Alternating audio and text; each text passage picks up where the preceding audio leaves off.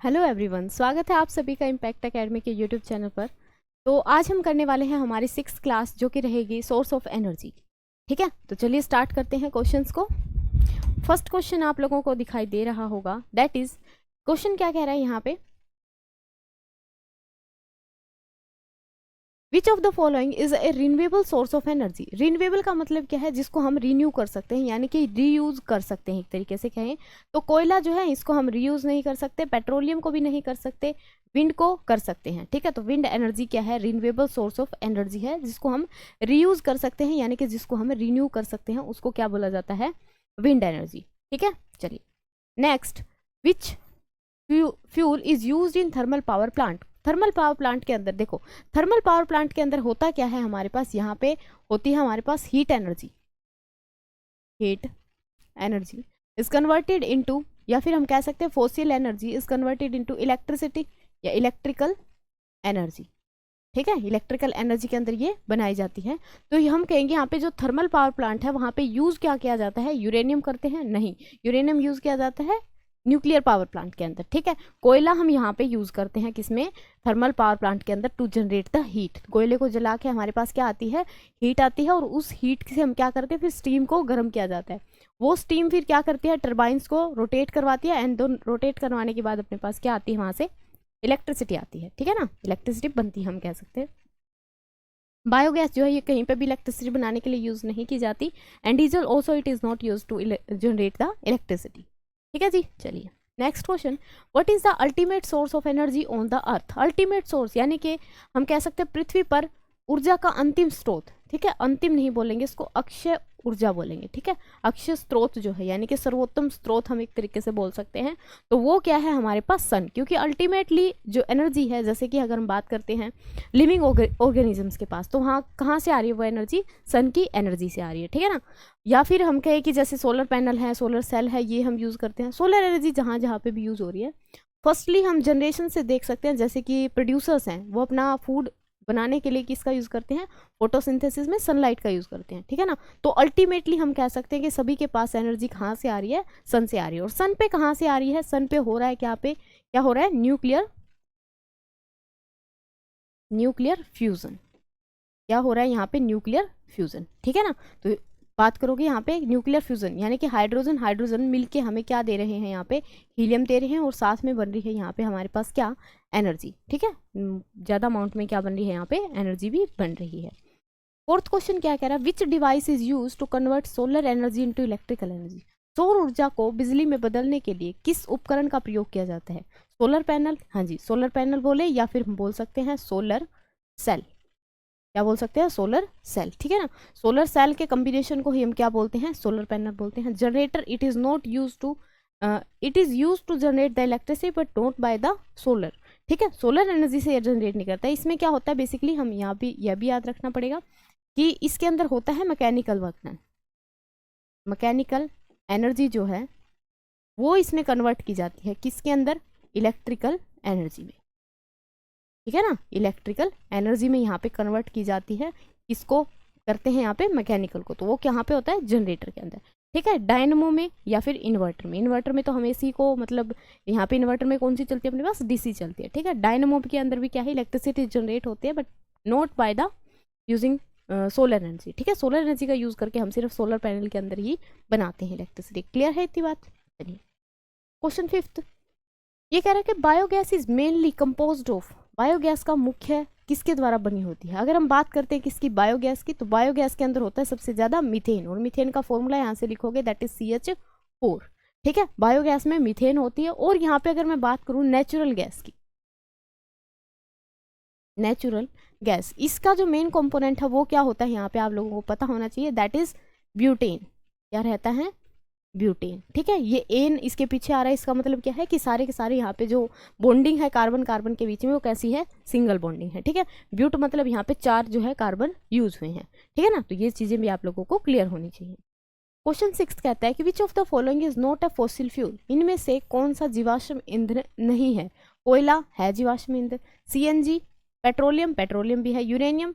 देखो CNG क्या है, अब यहाँ पे कंफ्यूजन होती है थोड़ी सी। CNG क्या है, कंप्रेस्ड नेचुरल गैस, ठीक है ना। ये क्या है अपने पास, कंप्रेस्ड नेचुरल गैस। ये हमें मिलता है पेट्रोलियम से, पेट्रोल भी हमें पेट्रोलियम से मिलता है, और जो सीएनजी है ये भी कहाँ से मिलती है, एक तरीके से हम एक्सट्रैक्ट करते हैं इसको फ्रॉम पेट्रोलियम, ठीक है, एक्सट्रैक्टेड फ्रॉम पेट्रोलियम, क्लियर है ना। ओके और यूरेनियम जो है ये भी हम ये नहीं कह सकते कि ये फॉसिल फ्यूल है, ठीक है, ये तीनों के तीनों फॉसिल फ्यूल है, यूरेनियम कोई भी फॉसिल फ्यूल नहीं है, ये हमने को अर्थ के ऊपर एक मतलब कह सकते हैं कि एक एलिमेंट के रूप में प्रेजेंट होता है, और उसको हम फर्दर यूज करके उससे क्या करते हैं, इलेक्ट्रिसिटी जनरेट करवाते हैं, ठीक है जी। चलिए क्वेश्चन 7 है, which energy source does not cause air pollution, कौन सा एनर्जी सोर्स इसमें से एयर पोल्यूशन नहीं करता, कोयला करता है, विंड नहीं करता, ठीक है, तो जहाँ पे अपना ऑप्शन करेक्ट मिलेगा वहीं पे हम रुक जाएंगे, दैट इज विंड। जो पावर प्लांट है, विंड पावर प्लांट जितने भी हैं उनसे किसी भी तरीके का कोई एयर पोल्यूशन नहीं हो रहा, ठीक है। डीजल है, पेट्रोल है, ये सारे क्या है, पोल्यूटिंग एलिमेंट है, पोल्यूशन फैलाते हैं, ठीक है। कहाँ पोल्यूशन करते हैं, ये एनवायरमेंट में कह सकते हैं, या फिर एयर पोल्यूशन इनसे होता है। चलिए जी नेक्स्ट क्वेश्चन है, which form of energy is stored in dry cell, dry cell के अंदर कौन सी एनर्जी जो है स्टोर की जाती है। ड्राई सेल जैसे कि आप लोगों ने देखा होगा, या तो हम छोटी सी एक बैटरी लेके आते हैं ब्लू कलर की जैसे होती है, ठीक है, ये बैटरी रहती है अपने पास 9 वोल्ट की, या फिर ये कह रहा है कि सेल के अंदर हम कौन सी एनर्जी जो है वो स्टोर करते हैं, तो इनके अंदर होती है केमिकल एनर्जी, केमिकल एनर्जी। अब ये केमिकल एनर्जी किस में कन्वर्ट होती है, फिर इलेक्ट्रिकल एनर्जी में, जैसे हम इसको अप्लाई करेंगे तो ये क्या बन जाएगी, इलेक्ट्रिकल एनर्जी में बन जाएगी, इतनी बात हमें पता है। अब ये कह रहा है कि जो ड्राई सेल है उसके अंदर कौन सी एनर्जी स्टोर होती है, ठीक है, मैकेनिकल होगी, केमिकल होगी, हीट या लाइट, कौन सी होगी अपने पास, केमिकल एनर्जी। अब केमिकल में भी अगर मैं पूछूं इसमें कौन सा मतलब जो है करंट वो स्टोर होता है, ठीक है, तो वो कौन सा होता है इनके अंदर, ड्राई सेल या फिर इसमें डीसी, और डीसी को हम क्या बोलते हैं, डायरेक्ट करंट, क्या बोला जाता है डीसी को, डायरेक्ट करंट, क्लियर है इतनी बातें। चलिए नेक्स्ट क्वेश्चन की तरफ मूव करते हैं। Question number 9, which of the following is N efficient fuel, efficient fuel का मतलब क्या है कि एक कुशल ईंधन है। इफिशियंट फ्यूल बोले या फिर गुड फ्यूल बोले तो उसकी कुछ कैरेक्टरिस्टिक्स थी कि जैसे कि उसका जो कैलोरीफिक वैल्यू है वो हाई होनी चाहिए, उसका जो इग्निशन टेम्परेचर है वो मॉडरेट होना चाहिए, ठीक है ना, तो हीट जो उससे एक्सट्रैक्ट करनी है वो ज़्यादा होनी चाहिए, तो उससे कुछ प्रॉपर्टीज थी इफिशिएंट फ्यूल के लिए। ये कह रहा है कि इनमें से कौन सा है सर, काउडंग केक है, कोयला है, एलपीजी है या वुड है। अगर इन सब में देखें तो कौन रहेगा अपने पास, एलपीजी। एलपीजी क्या है कि इफिशिएंट फ्यूल है, efficient fuel in the sense कि इसकी जो कैलोरीफिक वैल्यू है, कैलोरीफिक वैल्यू फॉर एलपीजी क्या मिलेगी, हाई एज कंपेयर टू बाकी जो सिस्टम रह गए, ठीक है, बाकी जो ये बता रखे जैसे वुड है, कोयला है या फिर काउडंग केक है, इनसे क्या रहेगी, हाई रहेगी, that's why this is an efficient fuel. Clear हो गया आई थिंक यहाँ से बात, ठीक है। Next question, which is used in a nuclear reactor as a fuel, nuclear reactor के अंदर एज अ फ्यूल क्या यूज किया जाता है। न्यूक्लियर रिएक्टर में होता क्या है अपने पास, nuclear energy is converted into electrical energy. Basically हमें बेसिक जिसके साथ जाना है वो हमें बनाना क्या है, अल्टीमेटली इलेक्ट्रिसिटी, ठीक है, सेकेंडरी सोर्स होता है अपने पास इलेक्ट्रिसिटी, भाई उससे हम दूसरी चीज़ों को ऑपरेट कर सकते हैं, है ना। तो ये कह रहा है कि न्यूक्लियर रिएक्टर के अंदर फ्यूल कौन सा यूज होता है, पोलोनियम, यूरेनियम 235, थोरियम या फिर ऑल ऑफ दीज, ठीक है, तो तीनों के तीनों फ्यूल जो है इसके अंदर यूज होते हैं। याद रखना यूरेनियम अपने पास मिलते हैं दो टाइप के, यूरेनियम 235 और यूरेनियम 238। जो यूरेनियम 235 है ये क्या है, अनस्टेबल है, क्या है, अनस्टेबल है, और ये वाला एलिमेंट अपने पास कैसा है, स्टेबल एलिमेंट है, ठीक है। अब हम किसका यूज करते हैं, हम यूज करते हैं इसका, यूरेनियम 235 यूज किया जाता है न्यूक्लियर रिएक्टर के अंदर, ठीक है, ये वाला यूज नहीं किया जाता। इसके अंदर ये कह रहा है कि अनस्टेबिलिटी कहाँ से आती है, इसके अंदर जो अनस्टेबिलिटी है वो कहाँ से आती है। देखो ये न्यूक्लियस की एक तरीके की एनर्जी होती है, न्यूक्लियस से जो हम लेते हैं, बेसिकली न्यूक्लियस के अंदर होता है अपने पास प्रोटॉन एंड न्यूट्रॉन। इसमें जो है न्यूट्रॉन और प्रोटॉन की अमाउंट जो है डिफरेंट करती है, बहुत ज़्यादा डिफरेंस होता है दोनों के बीच में, इसीलिए वो डिस्टर्बेंस होती है। फिर हम क्या करते हैं, इसके ऊपर एक न्यूट्रॉन को बम्बार्ड करवाते हैं, एक न्यूट्रॉन इसके अंदर फेंक दिया, ठीक है, तो उसकी वजह से क्या होता है, इसके अंदर जो डिस्टर्बेंस थी ऑलरेडी वो और ज़्यादा बढ़ जाती है। डिस्टर्बेंस और ज़्यादा होने की वजह से ये क्या करता है, डिके करना स्टार्ट कर देता है, यानी कि एनर्जी हमें देना स्टार्ट कर देता है, ठीक है। चलिए next question, which is the major source of energy in rural area, rural India, ग्रामीण क्षेत्रों के अंदर जो है सबसे ज़्यादा कौन सा एनर्जी का सोर्स यूज़ किया जाता है, इलेक्ट्रिसिटी। इलेक्ट्रिसिटी तो अब यूज़ करने लगी है, जैसे कि इलेक्ट्रिसिटी में क्या आता है अपने पास, इंडक्शन, ठीक है, इंडक्शन हो गया या फिर फर्नेंसिस होगी, इलेक्ट्रिक फर्नेंसिस, ये अब यूज करने लगे हैं, पहले रूरल एरियाज में इसको यूज नहीं किया जाता। ठीक है ना। चलो दूसरी बात, काउडंग केक, ये सबसे ज्यादा यूज किया जाता है, आप लोगों ने देखा भी होगा, जो ग्रामीण क्षेत्र है यानी कि रूरल एरिया जितना भी है अपने पास, वहां पे क्या यूज किया जाता है, उपले यूज किए जाते हैं, गोबर के जो बने हुए उपले होते हैं, काउडंग केक। ठीक है ना। सोलर एनर्जी, ये भी हम अभी यूज करने लगे हैं, और सोलर एनर्जी में अपने पास क्या क्या यूज करते हैं हम, सोलर कुकर यूज करते हैं, या फिर हम यूज करते हैं सोलर सेल, या सोलर पैनल भी हम कह सकते हैं यहाँ से। ठीक है, ये चीजें हम यूज करने लगे हैं। विंड एनर्जी, अपने यहाँ पे नॉर्थ साइड में अगर देखें तो विंड एनर्जी का कोई प्लांट आपको दिखाई नहीं देगा, बिकॉज विंड के लिए, विंड एनर्जी पावर प्लांट के लिए हमने को कम से कम जो हवा की स्पीड है वो कितनी रिक्वायर्ड होती है, यहाँ से 15 किलोमीटर पर आवर। ठीक है, कम से कम स्पीड से हवा चलनी चाहिए, तभी वो विंड्स जो है वो क्या, जो वहाँ पे विंड मिल लगी हुई है वो क्या करेंगे, रोटेट करेंगे, एंड देन वहाँ पे फिर अपने पास जो मैकेनिकल एनर्जी होगी उनके घूमने की वजह से जो रोटेशनल एनर्जी होगी उसको हम एज अ स्टोर करेंगे किसमें, इलेक्ट्रिकल एनर्जी में। क्लियर है इतनी बातें। चलिए क्वेश्चन नंबर 12 है, which energy source is clean and renewable, इनमें से कौन सा एनर्जी सोर्स क्लीन है और रिन्यूएबल है, बताओ। विंड एनर्जी, डीजल, कैरोसिन, कोयला। तो आप लोग को बता सकते हो सिंपली, इसमें से सबसे स्वच्छ और नवीकरणीय यानी कि क्लीन भी होना चाहिए और रिन्यूएबल भी होना चाहिए, तो वो कौन सा है, विंड एनर्जी। ठीक है, विंड एनर्जी का कोई पावर प्लांट याद है कि कहाँ पे है विंड एनर्जी के लिए, विंड एनर्जी का पावर प्लांट है कन्याकुमारी के अंदर, कन्याकुमारी। ठीक है, कन्याकुमारी यानी कि साउथ वाली साइड अगर देखें, साउथ इंडिया में रहता है ये। इसकी जो पावर है वो कितनी है, 380 मेगावाट। ठीक है, 380 मेगावाट, इसकी अगर पावर की बात करते हैं तो मेगावाट डब्ल्यू। ठीक है जी। चलिए नेक्स्ट क्वेश्चन है, विच gas is mostly present in biogas, biogas के अंदर, क्वेश्चन रिपीट है, तो बायोगैस में कौन सी होती है, मीथेन, और मीथेन का फॉर्मूला भी यहाँ से याद रखोगे, दैट इज CH4। ठीक है, मीथेन का फॉर्मूला क्या रहेगा यहाँ से, CH4। क्लियर है इतनी बातें। ओके नेक्स्ट क्वेश्चन कह रहा है कि which form the energy is obtain from the falling water, falling water से कौन सी एनर्जी एक्सट्रैक्ट की जाती है, क्या वहां से विंड एनर्जी मिलती है, हाइड्रो इलेक्ट्रिक मिलती है, सोलर मिलती है, या न्यूक्लियर मिलती है। न्यूक्लियर मिलेगी अपने को न्यूक्लियर एलिमेंट से, कहाँ से मिलेगी, न्यूक्लियर एलिमेंट से, और nuclear element like uranium, thorium, polonium. Solar energy हमें मिलेगी सन से। ठीक है, हाइड्रो एनर्जी कहाँ से मिलेगी, वाटर से, और कौन सा वाटर है ये, फॉलिंग वाटर है।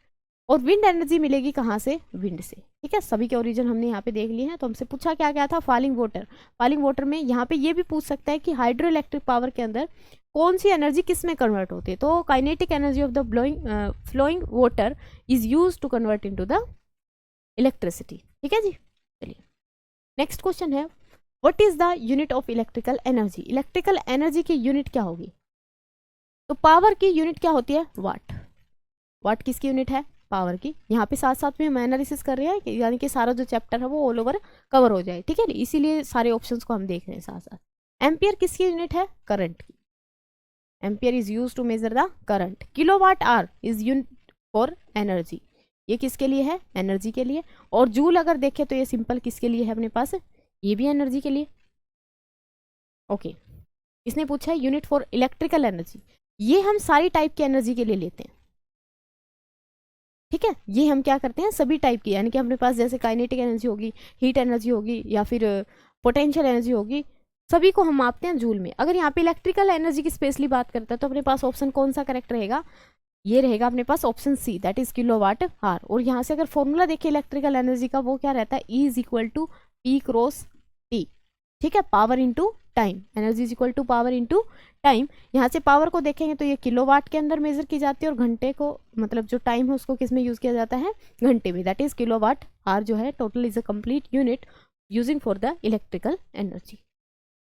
चलिए जी नेक्स्ट क्वेश्चन है, which fuel is use in jet planes, jet plane के अंदर कौन सा फ्यूल यूज किया जाता है, कैरोसिन, पेट्रोलियम, LPG, डीजल। तो कौन सा यूज करते हैं, कैरोसिन। ठीक है, कौन सा यूज किया जाता है, कैरोसिन फ्यूल यूज किया जाता है। ठीक है जी नेक्स्ट क्वेश्चन है अपने पास, क्या, विच of the following is a green house gas, इनमें से क्या ग्रीन हाउस गैस है, निम्नलिखित में से एक ग्रीन हाउस गैस है, मीथेन, ऑक्सीजन, हाइड्रोजन या नाइट्रोजन।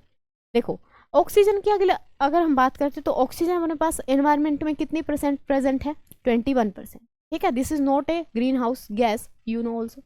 हाइड्रोजन जो है ये क्या है, इनर्ट गैस की तरह काम करती है। इनर्ट गैस कह सकते हैं कि इसका कोई इतना ज़्यादा रोल नहीं रहता कि एनवायरमेंटल पोल्यूशन में या किसी भी चीज़ में हम नहीं कह सकते, ठीक है। Nitrogen is also inert gas, inert gas. तो यहाँ पे बचा कौन, मीथेन, ठीक है। इस तरीके से ऑप्शन नेग्लेक्ट करके भी आप क्वेश्चन कर सकते हो, अगर डायरेक्ट पता है तो आप वहां से भी क्वेश्चन जो है लगा सकते हो, ठीक है जी।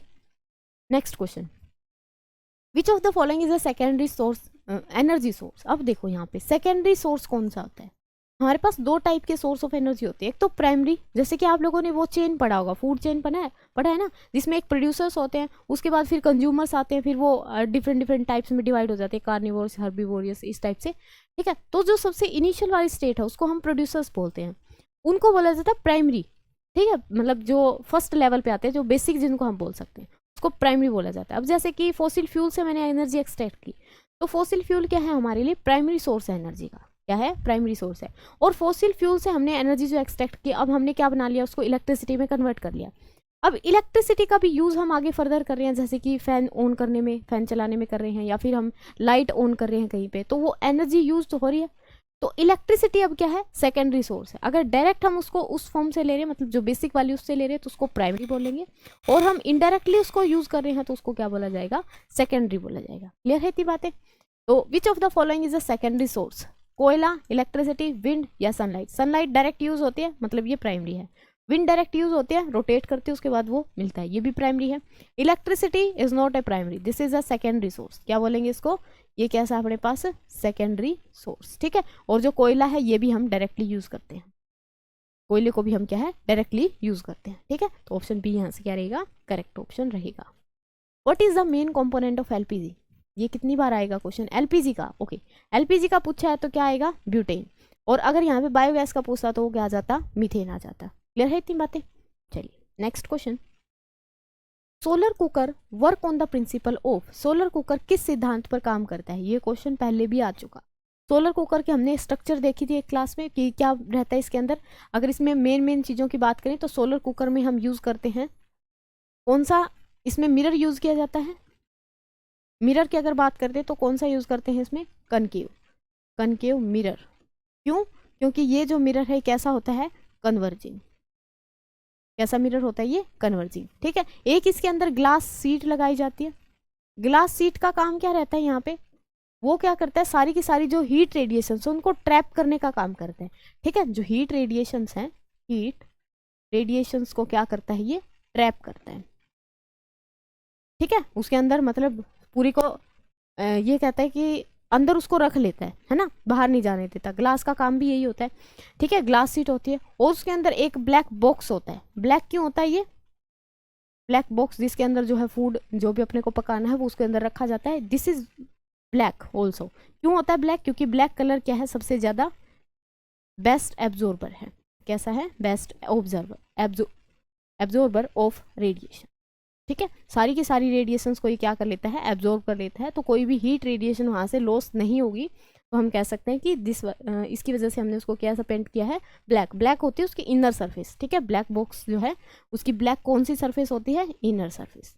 ये होगी इसके बारे में कुछ इंपॉर्टेंट बातें। अब हम कर लेते हैं कि जो क्वेश्चन में पूछा गया किस प्रिंसिपल के ऊपर काम करता है। क्या इसके अंदर रिफ्लेक्शन होता है, ग्रीन हाउस होता है, या फिर कंडक्शन, या फिर रिफ्रैक्शन। देखो इसके अंदर हम बात करते हैं तो किस प्रिंसिपल पे बेस्ड होता है, ग्रीन हाउस इफेक्ट के ऊपर, ठीक है।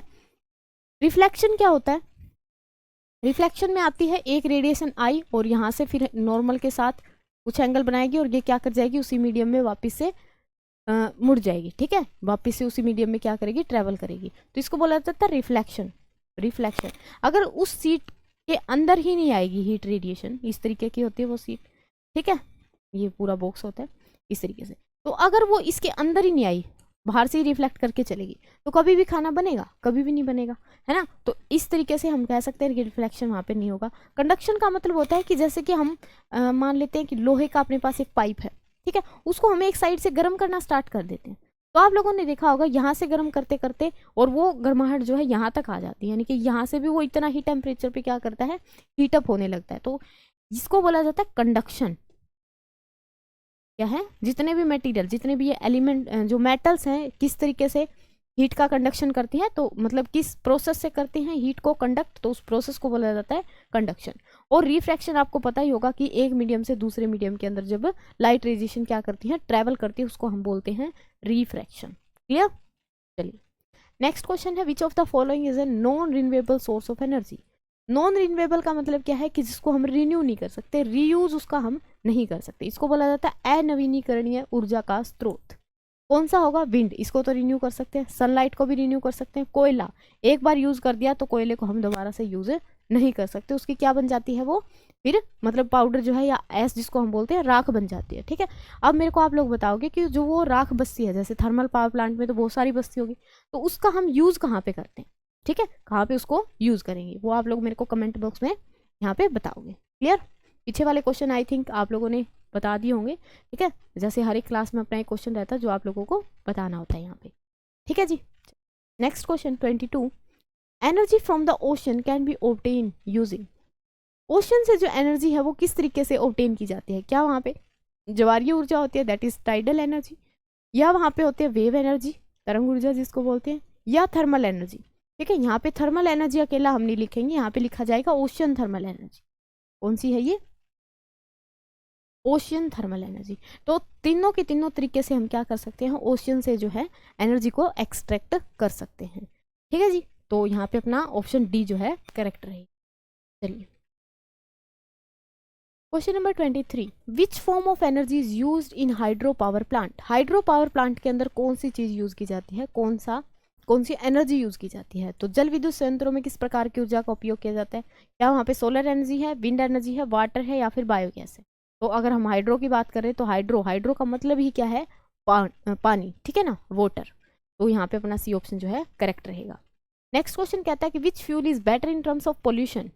Battery in terms of pollution का मतलब हमें बताना होता है कि पोल्यूशन जो सबसे कम करता है। ठीक है, बैटरी इन पोल्यूशन ये मत बता देना कि जो सबसे ज्यादा पोल्यूशन करता है।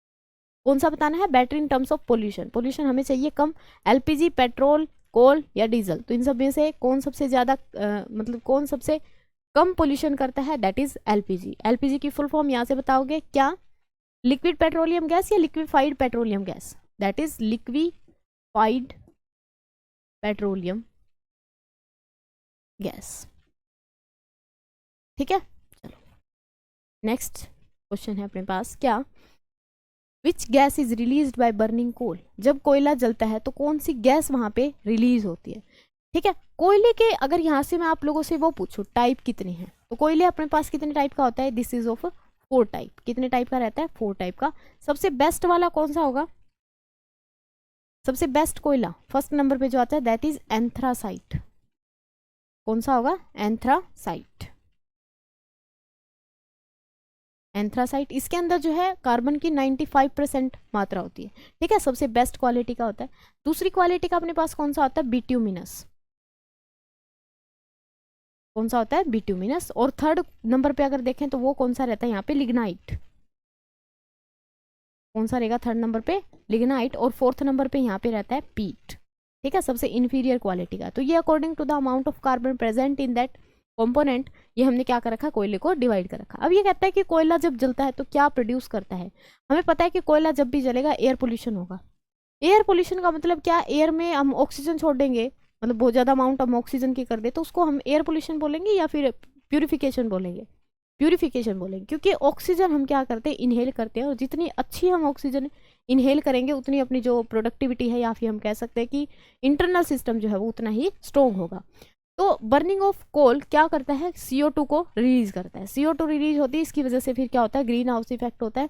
एनवायरनमेंट में क्या होता है? फिर हीट जो है बढ़ती जाती है, क्योंकि जो मतलब जितनी भी गैसेस हैं वो क्या करती है? सारी की सारी ट्रैप हो जाती है अंदर। जो अपने पास ओजोन लेयर है वो क्या कर देती है? इनको पूरे को ट्रैप कर देती है। इसी वजह से जो टेम्परेचर है वो धीरे धीरे क्या करता रहता है? इंक्रीज करता रहता है। और उसी प्रोसेस को हम क्या बोलते हैं यहाँ पे? ग्लोबल वार्मिंग बोलते हैं। ठीक है, अभी आप लोगों ने देखा होगा जो फ्लूड वाला सीन चल रहा है ये किसकी वजह से चल रहा है? ग्लोबल वार्मिंग की वजह से चल रहा है। सबसे ज्यादा अगर मैं पूछूं ग्लोबल वार्मिंग को कौन बढ़ावा देता है, कौन सी गैस है जो सबसे ज्यादा अफेक्ट करती है? That is CFC, chlorofluorocarbon, and it is used in refrigerators. कहाँ पे यूज की जाती है? ये रेफ्रिजरेटर्स के अंदर। ठीक है जी, चलिए रेफ्रिजरेटर कह सकते हैं या फिर जो अपने पास एयर कंडीशनर है। ठीक है, कहाँ पे यूज की जाती है ये? एक तो AC में एयर कंडीशनर, अल्टरनेटिंग करंट नहीं है, ये क्या है? Air conditioner. और दूसरा हम करते हैं इसको रेफ्रिजरेटर के अंदर। ठीक है, चलो question number 26, nuclear fission produce a large amount of, nuclear fission में क्या सबसे ज़्यादा अमाउंट में निकलता है। देखो हमें पता है कि न्यूक्लियर फिजन जो न्यूक्लियस है वो दो तरीके की प्रोसेस करते हैं, एक तो वो जुड़ते हैं आपस में जिसको हम फ्यूजन बोलते हैं, एक वो आपस में क्या करते हैं, टूटते हैं, यानी कि heavy nuclei are broken into the lighter nuclei, this process is known as fusion, and if the lighter nuclei are composed with each other and form a heavy nuclei, this process is known as उस प्रोसेस को हम क्या बोलते हैं, fusion. ठीक है, छोटे से बड़ा बना है, छोटे छोटे जुड़ के एक हमारे पास बड़ा बना है यानी कि हैवी न्यूक्लियाई बना है, तो उसको हम बोलते हैं न्यूक्लियर फ्यूजन। और अगर अपने पास एक बड़ा था और उसके टूट टूट के कंपोनेंट्स बने हैं, उसको हम क्या बोलते हैं, न्यूक्लियर फीजन। ठीक है, फीज करना, टूटना। ओके जी, अब ये कह रहा है कि उसके अंदर सबसे ज्यादा न्यूक्लियर फ्यूजन में सबसे ज्यादा यहाँ पे क्या प्रोड्यूस होती है, यहाँ पे प्रोड्यूस होती है हीट। क्या प्रोड्यूस होती है, लार्ज अमाउंट में हीट। और फ्यूजन के अंदर क्या ज्यादा अमाउंट पे प्रेजेंट होती है, यहाँ पे लाइट प्लस हीट। ठीक है, यहाँ पे इतनी ज्यादा लाइट नहीं होती जितनी ज्यादा यहाँ पे हीट रहती है। ठीक है ना, ठीक है जी, चलिए तो यहाँ पे हम कह सकते हैं कि अपने पास क्या रहेगा, ये हमें बताना था न्यूक्लियर फ्यूजन जो है ज़्यादा अमाउंट में क्या प्रोड्यूस करता, तो यहाँ पे अपना ऑप्शन कौन सा रहेगा, सी ऑप्शन जो है वो करेक्ट रह जाएगा। ठीक है जी, चलिए नेक्स्ट क्वेश्चन है अपने पास, क्या नेक्स्ट क्वेश्चन यहाँ से देखोगे, compressed natural gas is mainly, compressed natural gas जो है वो किसका, मतलब उसका जो मेन कंपोनेंट है वो क्या है, कंप्रेस्ड नेचुरल गैस का प्रोपेन है, मीथेन है, ब्यूटेन है या फिर इथेन है। तो सबसे बेस्ट कौन सा रहेगा इसके लिए, ब्यूटेन। जितने भी पेट्रोलियम से लिंक्ड है ना उनमें सभी में मेन कंपोनेंट ब्यूटेन है, और जितने भी बायोमास से रिलेटेड है उनमें सबसे ज़्यादा क्या है, मीथेन है। ठीक है, जो बायोमास की स्मेल देखी होगी आपने, ठीक है, वो कैसी रहती है, वो ड्यू टू मीथेन ही रहती है ना, तो यहाँ पे याद रखोगे। चलिए क्वेश्चन नंबर नेक्स्ट, ये क्या कह रहा है, जस्ट अ सेकेंड,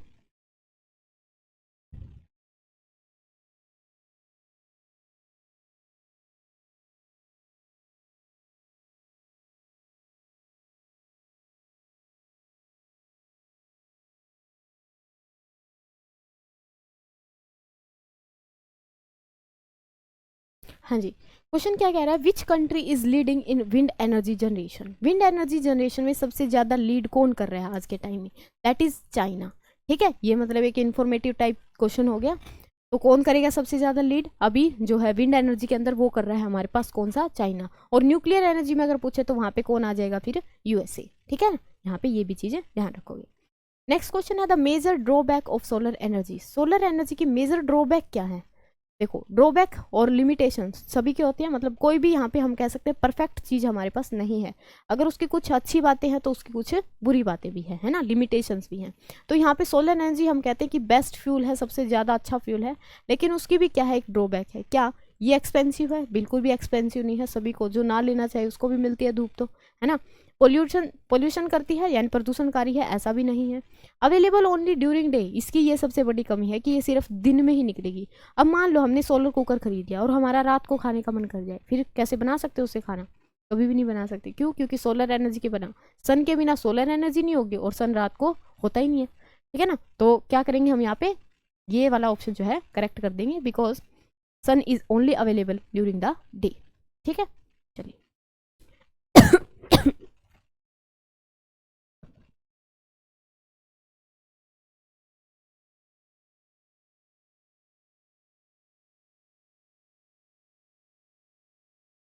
चलिए नेक्स्ट क्वेश्चन क्या है अपने पास, which of the following is an example of biomass energy, इनमें से कौन सा एग्जाम्पल जो है बायोमास एनर्जी का होगा। बायोमास एनर्जी, सोलर एनर्जी नहीं, काउडंग केक ये होगा, टाइडल ओशन से मिलती है, न्यूक्लियर से मिलती है। ठीक है, तो cow dung cake is the correct option for biomass energy. चलिए नेक्स्ट क्वेश्चन है, क्या in a thermal power station the turbines rotate due to, thermal power station के अंदर, थर्मल पावर स्टेशन समझ गए ना, थर्मल पावर प्लांट की बात कर रहे हैं, वहां पे टर्बाइंस जो है वो रोटेट करती है किसके कारण, ताप विद्युत संयंत्रों में टर्बाइंस किस कारण घूमती है, वाटर प्रेशर के कारण, स्टीम प्रेशर के कारण, विंड प्रेशर के कारण या फिर सोलर हीट के कारण। सोलर हीट कुछ भी नहीं होता अपने पास, सौर ऊर्जा, ठीक है ना, इसका हम यूज नहीं करते, मतलब ये जो सोलर कुकर के अंदर एनर्जी यूज की जाती है that is the solar heat. Wind pressure use किया जाता है विंड एनर्जी के अंदर, भाई विंड का प्रेशर होगा तभी तो वो क्या करेंगे, रोटेट करेंगे ना चीज़ें, ठीक है। स्टीम प्रेशर हम यहाँ पे यूज़ करते हैं, यानी कि होता क्या है बेसिकली, यहाँ पे अपने पास ये बॉयलर्स लगे होते हैं बड़े बड़े, फिर यहाँ पे अपने पास एक इस टाइप से जिसको हम चिमनी बोलते हैं ये होते हैं। यहाँ पे क्या किया जाता है, पानी को बॉईल किया जाता है, कोयला जो है हम यहाँ पे डालेंगे नीचे, ठीक है। कोयले से क्या होगा, यहाँ पे स्टीम बनेगी और उस स्टीम को हम यहाँ पे पास कर देंगे। यहाँ पे क्या लगी होंगी, अपने पास टर्बाइंस लगी होंगी और वो टर्बाइंस क्या करेंगी, रोटेट करेंगी due to the steam pressure. Steam pressure की वजह से रोटेट करेंगी और रोटेशन की वजह से फिर क्या बनेगा, अपने पास जो है मैकेनिकल एनर्जी, और mechanical energy store as a electrical energy, ठीक है जी। चलिए क्वेश्चन नंबर 32 है, which of the following, which of these is a clean fuel, इनमें से कौन सा क्लीन फ्यूल है, यानी कि स्वच्छ ईंधन है। तो इनमें से कौन सा होगा अपने पास, एलपीजी, लिक्विफाइड पेट्रोलियम गैस। इनमें से सबसे अच्छा ये है। और यहाँ पे अगर मैं एक ऑप्शन यहाँ से हटा के यहाँ पे मैं हाइड्रोजन लिख देती, फिर क्या होता, अपने पास सबसे क्लीन सोर्स जो है वो हाइड्रोजन हो जाता है, ठीक है। हाइड्रोजन की कैलोरीफिक वैल्यू यहाँ से रिमाइंड करते हैं कितनी होती है, 150 मेगा जूल पर ग्राम, या फिर हम कह सकते हैं 150,000 किलो जूल पर ग्राम, ठीक है ना। चलिए next question, solar cell are made up of, solar cell किसके बने होते हैं, प्लास्टिक के, सिलिकॉन के, ग्लासेस के या मेटल के। सोलर सेल बने होते हैं हमारे पास किसके, सिलिकॉन के, ठीक है। सोलर पैनल आप लोगों ने देखे होंगे जो ये ब्लू से टाइप के रहते हैं, ठीक है। तो ये सभी किसके बने होते हैं, सिलिकॉन के। और सिलिकॉन क्या है, अपने पास एक सेमीकंडक्टर है, ठीक है जी। ओके, विंड मिल्स कन्वर्ट, पवन चक्कियां किसको किस में बदलती हैं, विंड एनर्जी को मैकेनिकल में। मैकेनिकल हमें क्यों चाहिए, सोलर एनर्जी को इलेक्ट्रिकल में नहीं, विंड एनर्जी को इलेक्ट्रिकल में, हाँ जी। हम बताते हैं यहाँ पे जब भी बदलने की बात आती है तो सबसे इनिशियल स्टेट क्या थी और सबसे फाइनल स्टेट क्या थी, ठीक है। बीच वाले हम नहीं बताते। जैसे कि अगर हम power plant, hydro power plant की बात करें तो वहाँ पे फ्लो ऑफ एनर्जी उसमें होता तो यूँ है कि जैसे पहले पोटेंशियल पे, फिर काइनेटिक में, फिर मैकेनिकल में, फिर इलेक्ट्रिकल में। लेकिन हम बताते हैं कि डायरेक्ट उसकी जो काइनेटिक वाली है वो किस में कन्वर्ट होती है, इलेक्ट्रिकल में, ठीक है। इनिशियल और फाइनल स्टेट हमें बनानी होती है, तो विंड एनर्जी को हम कन्वर्ट करते हैं किसमें, इलेक्ट्रिकल एनर्जी में, in the wind power station. Question number 35, hydro plants, power plants are located on, hydro power plants कहाँ पे लगाए जाते हैं, पहाड़ों पे लगाए जाते हैं, नदियों में, या फिर रेगिस्तान में, या फिर महासागर में। रेगिस्तान में तो पहले ही पानी नहीं होता, यहाँ पे तो लगा के करेंगे क्या, है ना, क्योंकि पानी में ही लगेंगे। हाइड्रो, हाइड्रो मतलब ही पानी है, तो यहाँ डेजर्ट्स तो आएगा नहीं। ओशंस के अंदर नहीं, रिवर्स के अंदर बनाए जाते हैं, ठीक है। डैम जहाँ पे भी बनाए जाते हैं, पहाड़ों पे डैम थोड़ी ना बनाते हैं, डैम्स कहाँ पे बनाए जाते हैं, रिवर्स के अंदर, जहाँ पे पानी फ्लो कर रहा है। ओशन में क्या है, पानी वहाँ पे स्टेशनरी है, स्टेशनरी नहीं कह सकते, मतलब बह नहीं रहा हम कह सकते, ठीक है। वहाँ से हम क्या करते हैं, जो वेव एनर्जी है उसको एक्सट्रैक्ट करते हैं। जो हाइड्रो पावर प्लांट्स है वो कहाँ पे लगाए जाते हैं, नदियों के ऊपर बांध बना के। नेक्स्ट क्वेश्चन है, which energy source has limited reserve in on earth, ठीक है। लिमिटेशन यानी कि लिमिटेड अमाउंट में जो प्रेजेंट है, ठीक है, जिसके भंडार क्या है, सीमित है, वो क्या है, fossil fuel. Option A he correct हो जाएगा। फोसिल फ्यूल ऐसे हैं जो कुछ टाइम के बाद क्या हो जाएंगे, खत्म हो जाएंगे।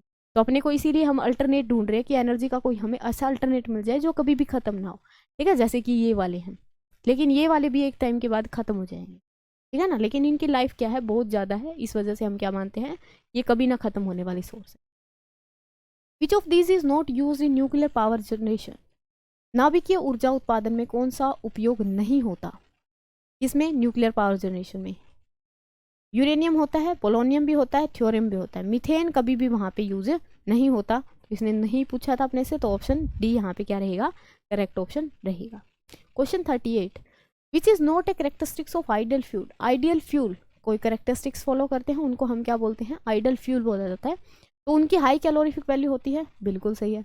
लेस स्मोक करते हैं, ये भी सही है। हाई इग्निशन टेम्परेचर या प्रोड्यूस एस, राख उत्पन्न करते हैं, ये तो करते ही हैं। देखो अभी मैंने क्वेश्चन पूछा था कि ये जो राख है हम यूज कहाँ पे करते हैं, ठीक है, इसको आपको बताना है। इनका जो टेम्परेचर है, इग्निशन टेम्परेचर है, वो हाई ना रह के कैसा होता है, मॉडरेट, यानी कि कुछ ऐसा टेम्परेचर होना चाहिए जिस पे हम उसको क्या कर सके, इग्नाइट कर सकें, यानी कि जला सके। बहुत ज़्यादा हाई होगा तो वो अपने पास जलेगा ही नहीं। जैसे कि गीली लकड़ी को अगर हम जलाते हैं तो उसका जो टेम्परेचर है, इग्निशन टेम्परेचर, वो बहुत ज़्यादा, वो जलती ही नहीं कभी भी, है ना। तो हमारे पास ये टेम्परेचर जो है हाई नहीं होगी, कैसा होना चाहिए, मॉडरेट होना चाहिए for an ideal fuel. Clear है इतनी बात, ओके।